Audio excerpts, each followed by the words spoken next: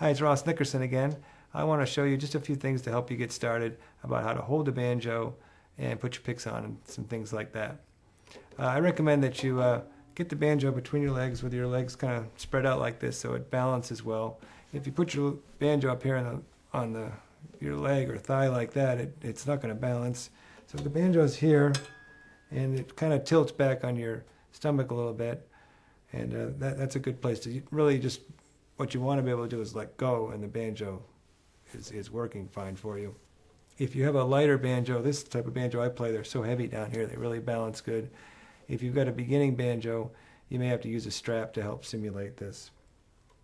Speaking of banjo straps, let me show you where I would recommend that you put the strap.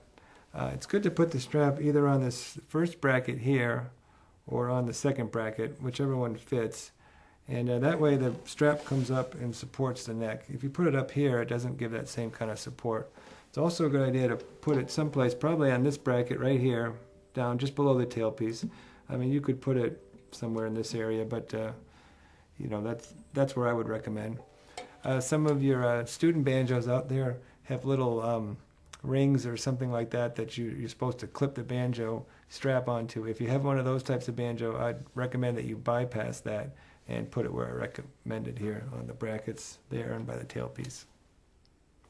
Another way we can keep the banjo balanced is by using some forearm pressure when we're in our picking position.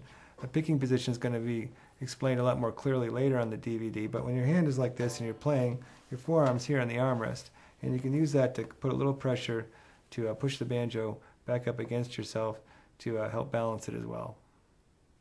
Our goal with how we position the banjo is so that we have it balanced so we don't feel the need to support it at all with the left hand. That's very important. You want it to be like that. Now, how we achieve that, everyone's body is a little bit different. It may be the banjos are different. It might be a strap that helps you get it there. It might be the forearm pressure. It might be how you balance it. But again, just really take the time to get the banjo situated and comfortable in your lap where it's balanced and you don't feel like you need to support it with the left hand. Next, I'll show you how to put the picks on. We're going to use a thumb pick, a plastic thumb pick, and two metal finger picks. When we put the finger picks on, make sure that at least the tip is sticking out over the end. These picks I have on are a little bit longer than ones you might have bought at the music store. They're called Nick picks. I sell them on the website and they're made custom for me.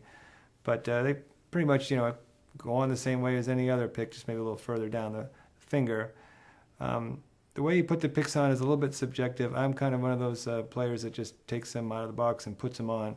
But you can take some time to bend them and shape them just the way you want to. But make sure that at least some of the pick is coming out over the tip of your finger so that the tip of your finger doesn't hit the string.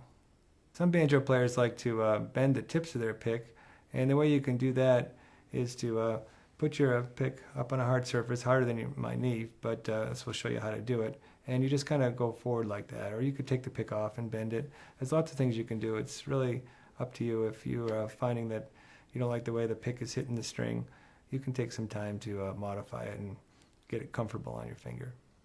The thumb pick I'm using, I modified slightly by cutting the lip off that wraps around the thumb there. That's to keep it from catching on the string. The thumb pick still is on plenty tight enough, and it's okay and not a bad idea if you have this type of thumb pick that wraps all the way around or it's catching on the string to go ahead and cut that off. In the book I have the parts of the banjo pointed out for you. I'd like to do it on the DVD as well.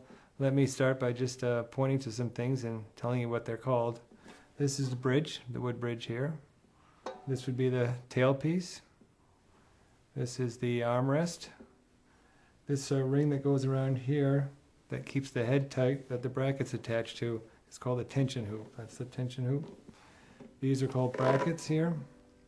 That's what's used to tighten the head. This around here is the flange. This is used to hold the banjo down to the resonator with these 4 thumb screws here. Up here is the 5th string peg. You've got your other tuning pegs. This, of course, is referred to as the neck. This is referred to as down the neck in this direction. This is referred to as up the neck. And then we've got the fretboard, or sometimes called the fingerboard.